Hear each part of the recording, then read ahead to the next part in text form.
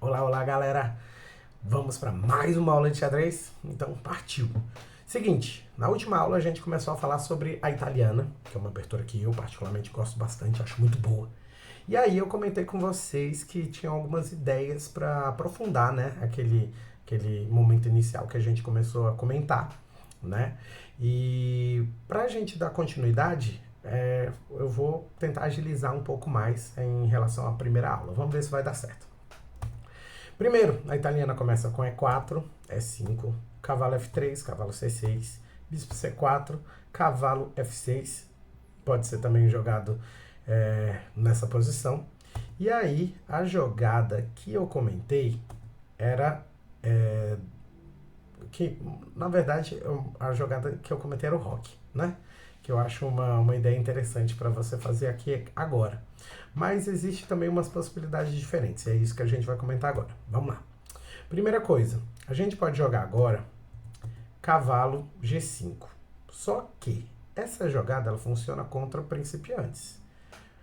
E isso é bom até para quem está me ouvindo agora, me assistindo e tudo mais, e a gente começou a aprender a jogar xadrez agora, isso funciona com muita gente. Mas não funciona com quem é muito bom. Mas se você joga cavalo G5 direto, o seu adversário, às vezes, ele tenta expulsar o cavalo, ele não presta atenção no que está acontecendo no jogo, tenta expulsar o cavalo, você captura aqui atacando dama e torre ao mesmo tempo. E aí o que ele faz? Ele chora. Pior, tem gente que tenta capturar o cavalo usando o rei e comete uma falta. Aí ó, vocês ouviram o barulhinho da fralda aí, quer dizer, o barulhinho da falta. E o pior, se ele cometeu a falta tocando no rei, peça tocada é peça jogada. Você vai falar, amiguinho, tocou no rei, tem que jogar o rei. Ele vai jogar o rei e vai perder a dama. Se ele salvar a dama, ele perde a torre. Essa ideia é muito boa. Só que se o seu colega jogar bem, ele vai jogar D5 para responder. É uma jogada praticamente forçada, expulsando aí o seu bispo. Cavalo captura peão e ele pode responder com cavalo A5, atacando o bispo de novo. E provavelmente aí você vai acabar tendo que tomar uma decisão que não é tão interessante nessa posição. Não fica uma posição muito boa para você jogar. E esse cavalo A5, eu sempre gosto de falar, cavalo no canto só traz desencanto. Esse cavalo não, esse cavalo aí fica muito bom. Se eu seguir com a sequência melhor aqui dessa posição, eu vou jogar D3. Por quê?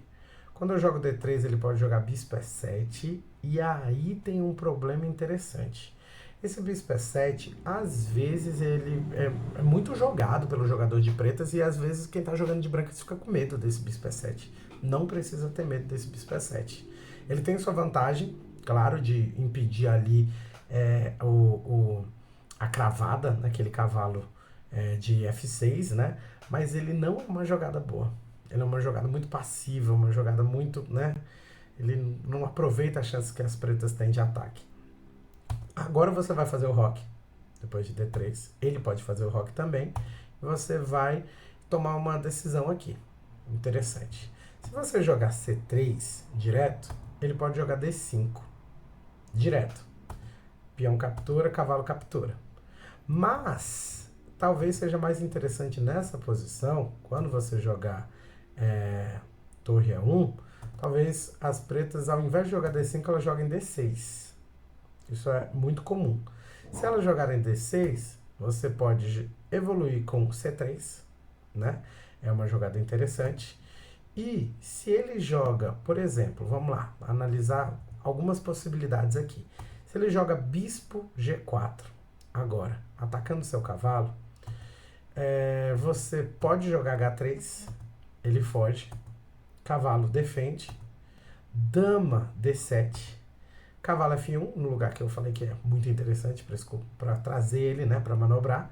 E esse bispo dele aí, ele vai perder um tempo, olha só. Torre centraliza, cavalo G3 atacando o bispo. Ele perde um tempo jogando em G6. E eu aproveito para jogar cavalo H4 aqui, para possivelmente fazer uma troca ali e conseguir uma posição bem interessante. Se ele tomar essa decisão, claro. Mas beleza. Vamos supor que ele não fez isso. Vamos supor que ele joga A6, uma jogada mais passiva ali, né? Mais que tá atacando uma coisa específica no nosso tabuleiro. Se você quiser, você pode pausar agora para pensar no que pode ser a ideia das pretas. Então, beleza. A ideia das pretas pode ser começar a atacar também o seu bispo. Isso é uma possibilidade. Uma das coisas que eu posso jogar agora é H3. E se eu jogo H3, ele joga cavalo A5 atacando o bispo. Eu defendo de cavalo, cavalo toma. E aí, né, perdi o bispo que eu queria. Esse bispo ele é muito interessante para jogar a italiana. Se eu mudo de ideia e jogo, por exemplo, B3 direto, aí já é mais interessante, já salvo o bispo.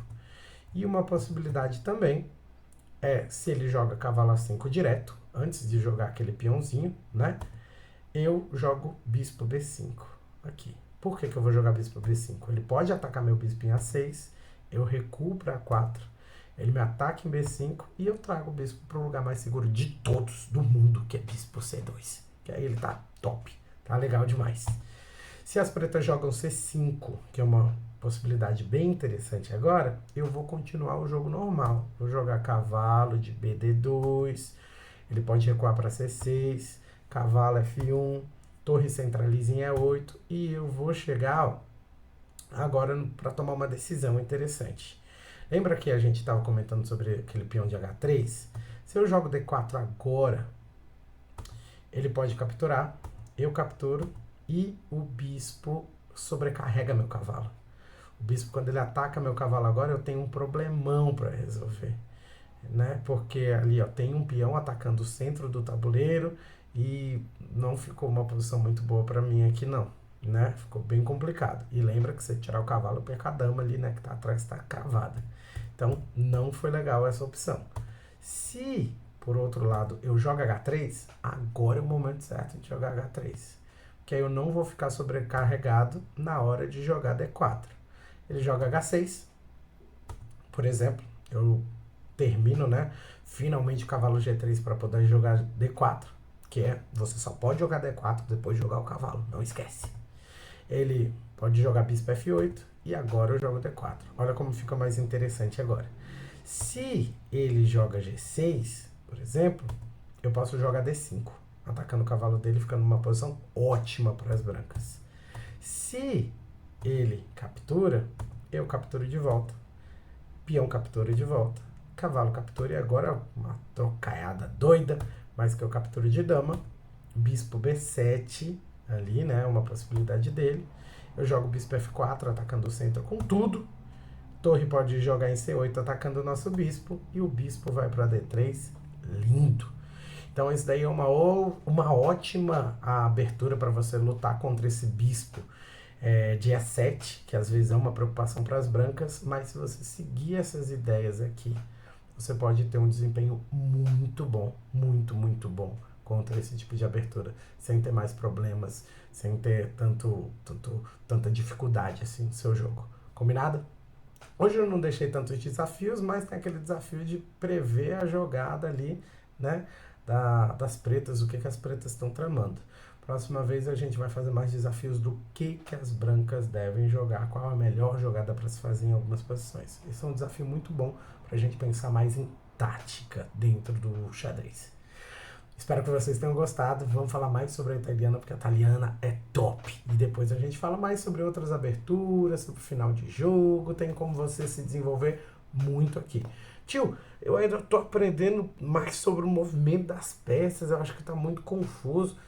Minha dica é, tem algumas aulas antigas que é mais sobre movimento das peças e tudo mais, uma parte mais simples assim, e tem também a possibilidade, claro, da gente reassistir e, vai pausando, vai montando no tabuleiro, vai treinando, porque aí você vai lembrando de verdade de todos os movimentos para você jogar um xadrez de altíssimo nível. Esse é o objetivo, né não?